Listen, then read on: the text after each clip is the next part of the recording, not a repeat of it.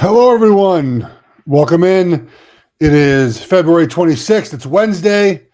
It is Combine Week. We'll start workouts here fairly soon. I think on Saturday, maybe sooner.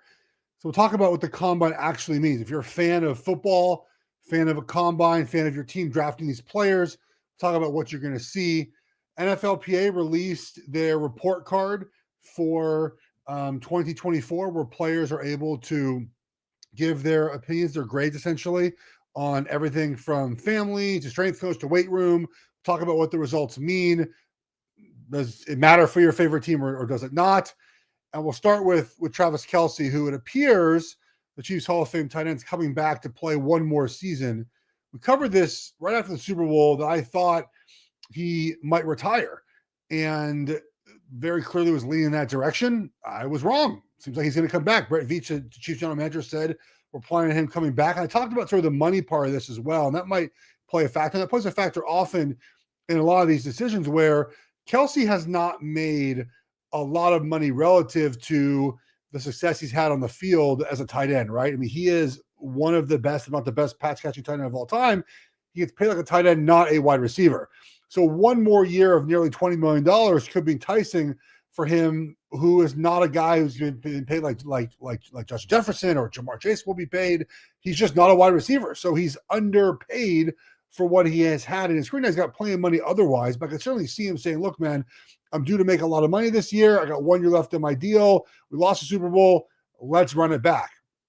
And the reason why I question whether or not he would come back is we saw what he looked like to end the season. And if he did come back, and he might come back, sounds like he will, what do the Chiefs do offensively as basically a pitch count to get him to the postseason? You know, last year they tried to start the season without him being their first option. If you recall, they went ahead and had Rashee Rice. I think it was 30 targets over the first 3 games. They wanted someone else to be the offense and let Kelce be the second or third option. That's got to be the same approach this season, where you have an older aging Kelce, and maybe these big games, he becomes your guy, but you got to find Noah Gray more reps, and maybe Noah Gray is the primary tight end on the field for a lot of moments in games, and then Kelce's just there otherwise, and you have Rice, who will be suspended at some point, but let's say he plays 12 games, and you have Xavier Worthy, and maybe Hollywood Brown is back, you got a wide receiver in the draft or in free agency, and Kelce's not your number one target. That to me is what you have to go into the season thinking, is that it's great to have him back for big moments of big games, but in a week 8 game against the Raiders, no offense to the Raiders, that's not your number one guy, right? And that's the way I think you have to approach the season. You put him on a pitch count right now. That's not Andy Reid's way, though. Andy Reid is not a pitch count type of guy. He doesn't give vet days off in training camp very often. He's a physical. We're going to hit. We're going to get our work in. And he's not a guy over the years that has been one of these coaches that will pull back reps, and especially in game day. But I think you have to manage this correctly this season. You want to get him to the finish line, which is the postseason, which the Chiefs are always striving for. And with him coming back, I do wonder if my thought of sort of a reset transition season is not what the Chiefs have in mind. They're going to have to redo Mahomes' deal. I wonder if they redo Kelce's deal to give him maybe more money and then less on the cap. And yes, you take a cap hit next season at some point. You spread out over a couple of years. This way you can build a team around Kelce being there this season, which obviously, if he is back, you're almost Super Bowl or bust again, where I think if he's not there, you have the grace of essentially saying, let's figure out offense without Kelce for the first half of the season. Hopefully it gels in the postseason or back half of the season. We're playing better balls. I think there's naturally going to be a little bit of a figuring out period if he's not there. Well, if he comes back, then that transition that I've talked about might occur a couple times a game or a series or two or a drive or two or a game or two because you're playing less of Travis Kelce, but not to the extreme that I think it has to happen essentially if he's not there. So very curious if he actually follows through on this. I said this before. This is certainly the case over the years where players feel like they want to retire. They get a month off, 2-3 months off. They do retire per se. And then come around June, they go, oh, I feel great. I'm coming to training camp, or July, I'm coming back.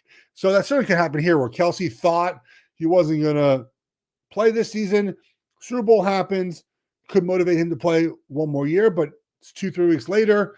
His body feeling better. Maybe he had an ailment or two we don't know about, and he's feeling like in a couple of weeks when the Chiefs start up again, I want to be part of this. So really interesting to see what they do cap-wise with Kelce's number. Again, Mahomes' number, Chris Jones. They have to adjust something to get guys to sort of fit under the salary cap to allow themselves an opportunity to bring in some other football players. But the mindset of this season could change if Kelce comes back. I don't think they're going to do a reset, transition year, whatever you want to call it, if Kelce's there, obviously, right? You're going for a Super Bowl again, and it's Super Bowl or bust, which it is, to be fair, every year.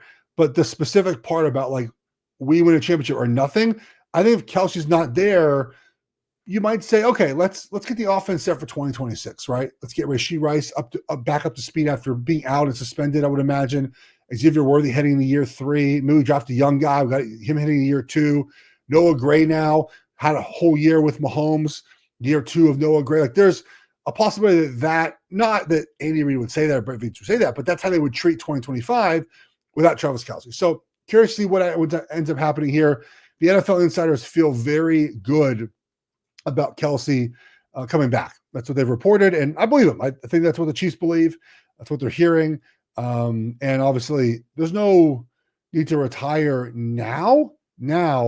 But it is worth noting that decision sort of has to be done soon. He has to talk to the team and let them know, because free agency is beginning, I believe, in 2 weeks. NFL free agency normally mid-March, right? Depends on the calendar year. NFL free agency, I'm going to type it in here. It starts on the 12th. So, you got to let the Chiefs know fairly soon what your plan is here. So we'll see what happens with that. Curious to watch, because it does, impacts the entire NFL. Okay. The NFLPA came out with their annual survey.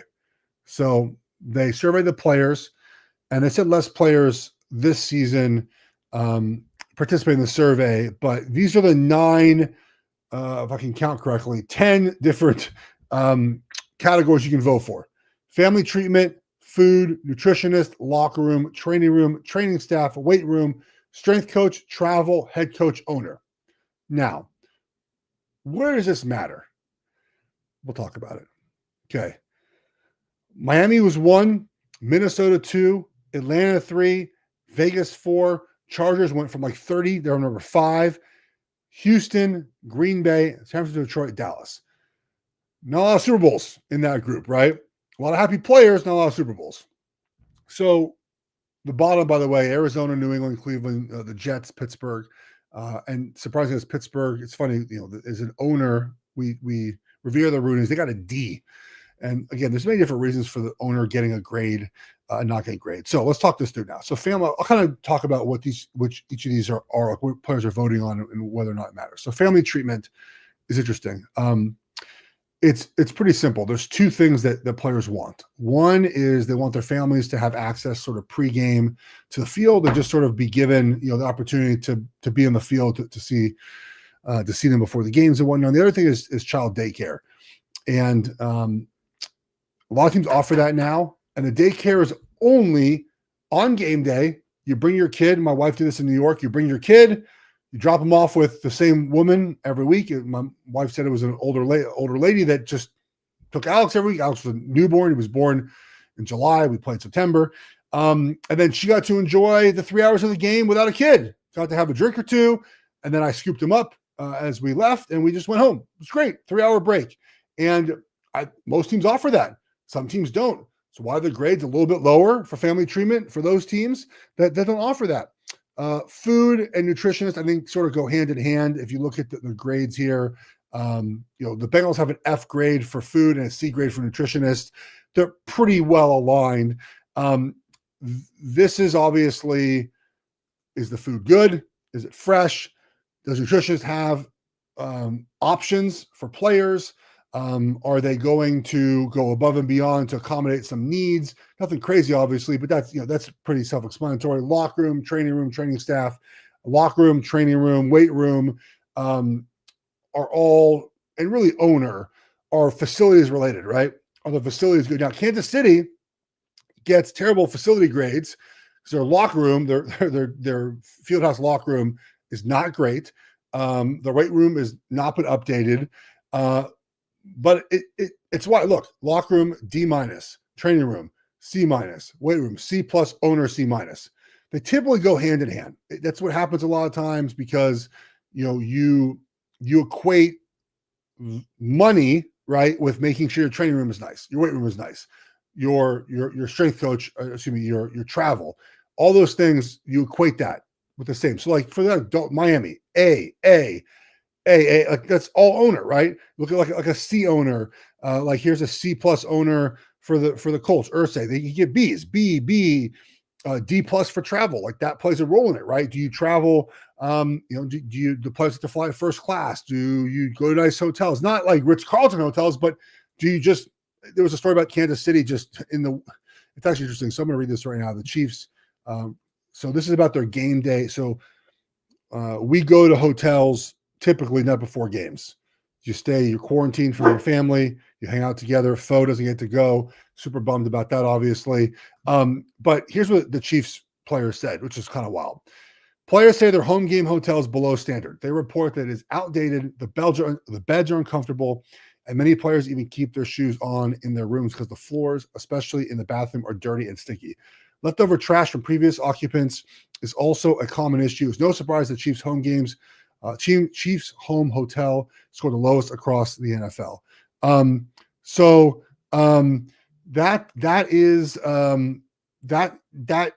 That's like unacceptable, right? The players just want basic needs.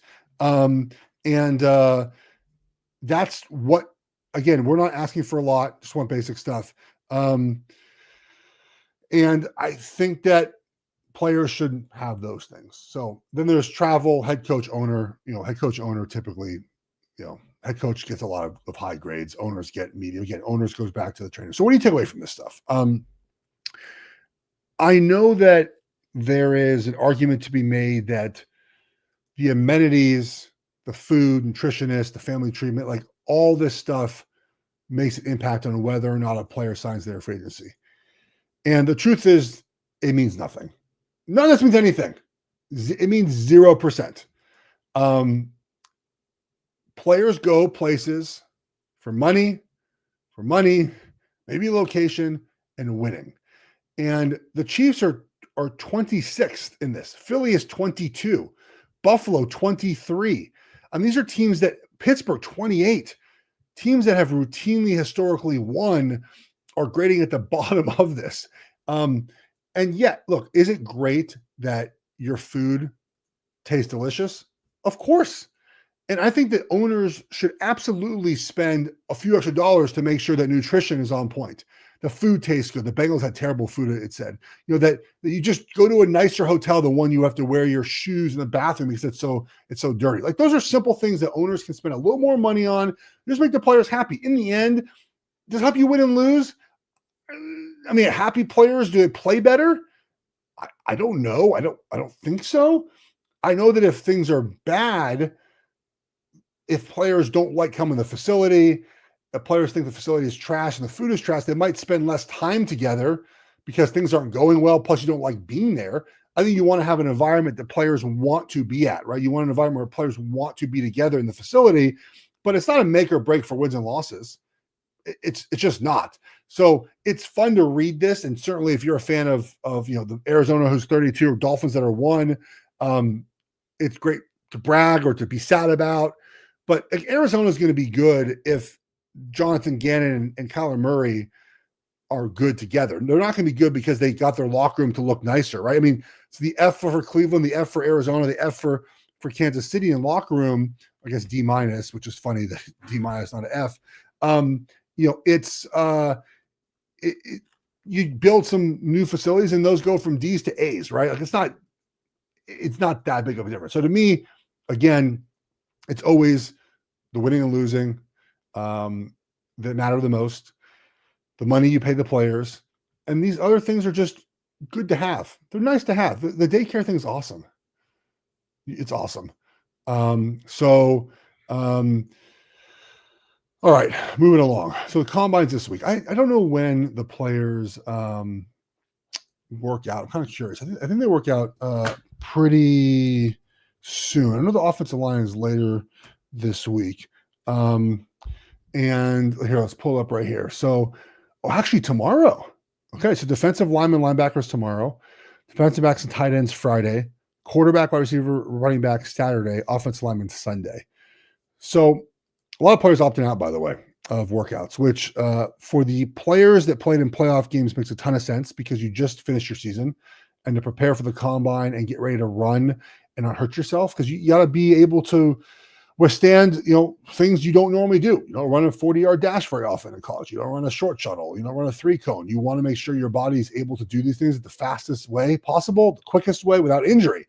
And if you just finish your season January 20th or January 11th, that's less time to prepare. It's only 6 weeks, right? So I understand players opting out.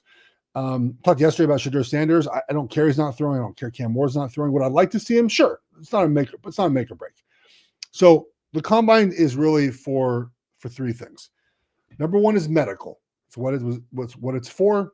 It's why it happened. It's why it continues to happen. So there are, I think it's 6 rooms of 5 teams each. You go into the room, this is on medical day. You go into the room, the team doctors are there, the orthopedist, maybe the internist is there, maybe the backup orthopedist is there, the trainers are there for every team. They've already reviewed your file from college, and you basically do 6 separate physicals with the teams looking at your body. Again, they already have your notes. They have have your chart. They're like, oh, Jeff Schwartz, okay, knee, let's check out your knee. Oh, you had a back injury, tell them about your back injury, you're taking notes and whatnot. And then they find things wrong with you. Maybe they play with your thumb. They're like, oh, that feels a little loose. MRI is for everything. MRIs, X-rays, they do it all. And it's a long day. Again, you're going through all these different rooms, but the teams in one place get every single player here to do medicals. And they will fail guys. They will red flag guys. The guys will drop down board because you have a bum shoulder, a bad knee, bad elbow. We just saw this with Mark Williams in the Hornets Lakers trade. They saw something they didn't like. They failed the physical. The Chiefs ended up drafting Trey Smith 6th round because of blood clot concerns he had at Tennessee. So this is what this is for. And players go, understand that. And even players that aren't working out, they go for medicals. The second thing is, we'll just say like the mind, okay? The Wonderlic is, I'm not sure they do Wonderlic anymore. They do some mental testing. But more than anything else, it is an interview. It's an interview process, right? There is a large ballroom you go into at night, and in the ballroom, every team has a table, and they pull you aside, and you talk to a position coach. You talk to a scout. They ask you a lot of simple questions, but they want to get your answer, and they want to see how truthful you are and how much you love football. That's one thing. They want to see you love football. Do you love football or not? You just pound that in your head. But guys are so media trained now and combine trained by agents that, these answers are more about a red flag than a green flag, right? Again, the teams have done background on a lot of these players. They know what issues there are, if there are any ghosts in the past. They know the personalities of the players. Like, they've done the research, and they're just checking boxes. Okay, Jeff Schwartz, they were told he's normal. He's normal in the interview. Like, they're just checking boxes, right? That's all they're doing, checking boxes. And they're looking for red flags. And then you have the individual meetings. Now, so funny. My college 2008 now, and the individual meetings are 15 minutes. I think so, 15 minutes with every team. 15 minutes with a team they request you. And you go in the room, and these are the meetings where you hear about those odd questions that are asked. Not every team does it, but there are some that used to do it to rattle players, see how they respond. But you go into the room, and the GM is in there, the head coach is in there, different than the other room, where sort of the convention hall where position coach and lower level scouts go in the big room, head coach, general manager, pro personnel guy, you're in the room. They do many different things. They go over film, they just talk to you, they quiz you, all those things.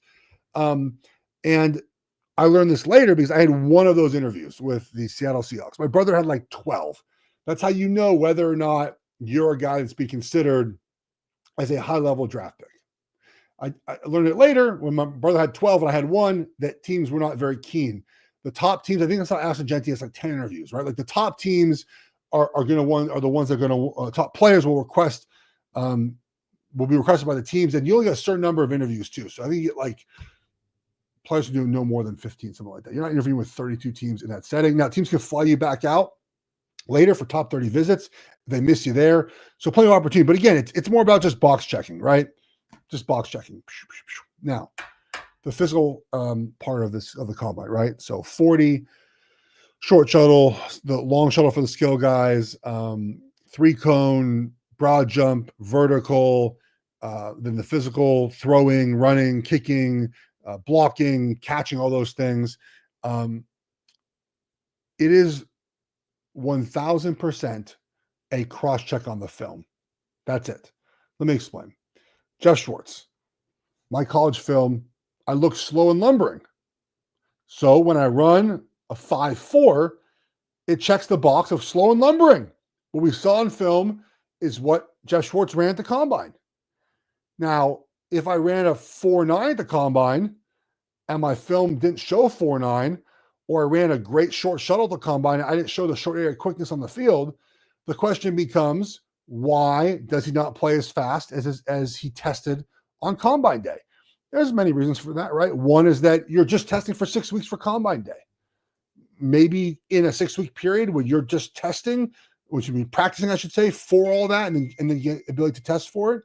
Like, you just excel in that moment. And you have a day where you're good in that moment. You put the pads on, you're not running a 40-yard dash, you're not as quick. That's certainly possible, right? Sometimes players don't play as fast because they don't trust themselves on film. So you have to figure out, why does Jeff Schwartz not trust himself on film? The vice versa is also true, right? Where a guy might play super fast on film and then run slow at the combine. So why is that? Is he not a great 40-yard dash runner, right? Some guys we know maybe are good in the first 20, bad in the last 40.